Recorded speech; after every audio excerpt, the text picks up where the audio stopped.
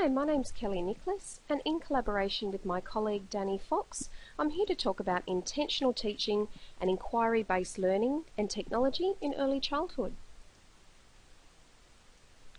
In Australia, we have our national quality standards, and within that, they actually define a program as all the spontaneous and planned experiences that are designed to facilitate learning. That means a program is so much more than just that piece of paper on a classroom wall. You need to really be thinking about how your philosophical values are actually guiding your program. And that may include asking yourself questions such as, are we only child-initiated or teacher-directed? Is there a balance of both? But thinking about what is actually driving your program. Now, my experience tells me that many services hold a strong emphasis on child-initiated and interest-based learning as their only rationale for extending on a topic.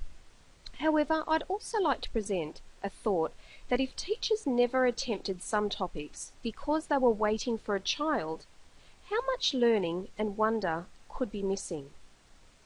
Some children and adults work within their comfort zone and rarely challenge themselves.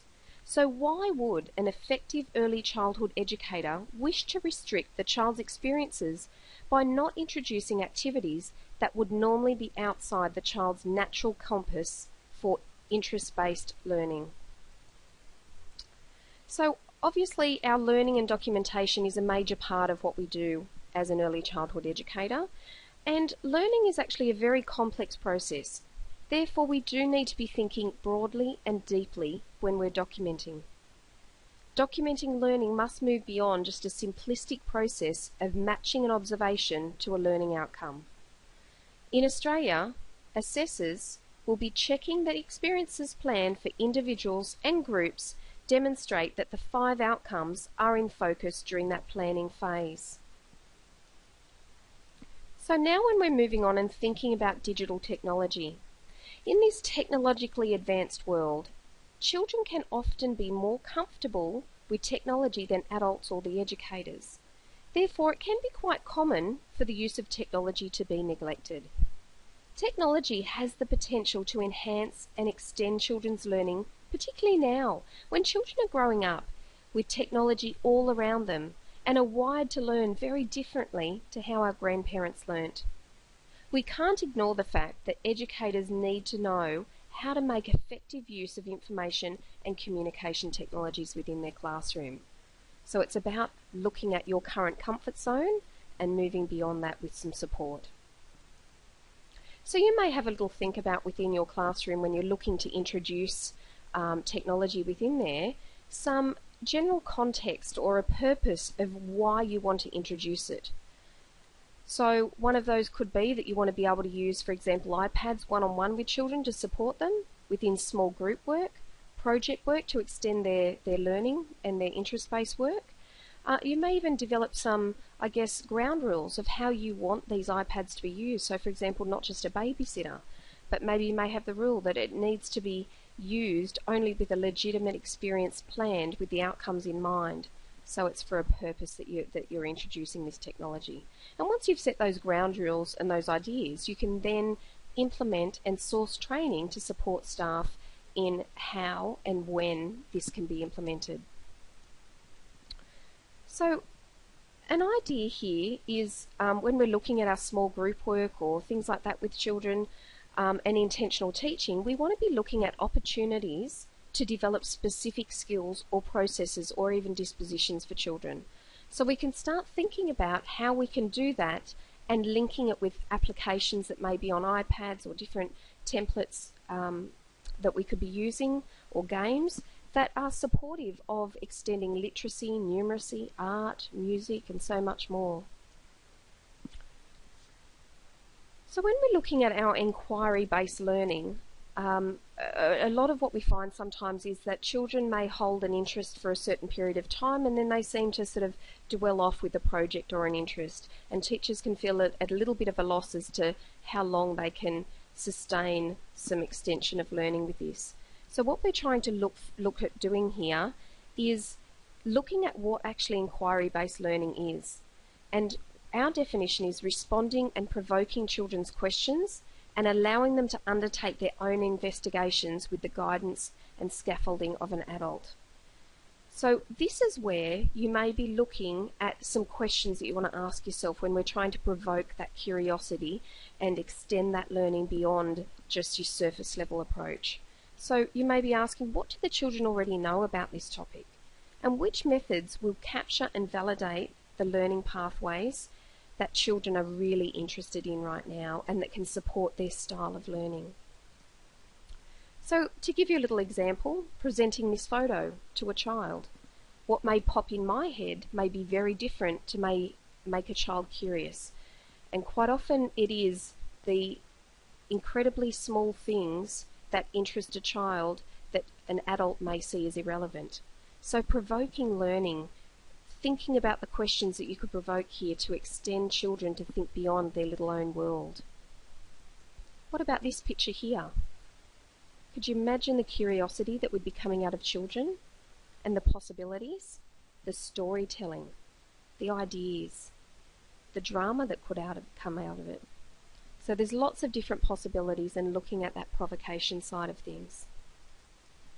So that brings me to another approach or another idea, and this has been developed here. It refers to as the E5 model by the Victorian Department of Education and Early Childhood Development. And the idea of this project is to develop a model that is actually going to extend and guide projects and learning to a deeper level than just that surface level of teaching. So to go through that in a little bit more depth there, some of the areas that we're looking at is engagement, where we might be establishing some learning goals, developing an understanding of what the children already know about a particular topic, and looking at how we can provoke and start that ball rolling. Then moving on and looking at the explore stage, where we're prompting and provoking that inquiry and thinking about the questions and asking children about their ideas towards this. Then we're moving on to explain, where we may present and extend ideas and open opportunities for other possibilities to be explored. We're strengthening little connections to help children take this a little bit further. The next part is our elaborate, which is where that higher order of thinking starts coming into it, and we can start monitoring the process of the extension of the work that's being done, both with the children and as the educator as well. And then finally moving on to our evaluation, we're looking back and reflecting on the learning with the children.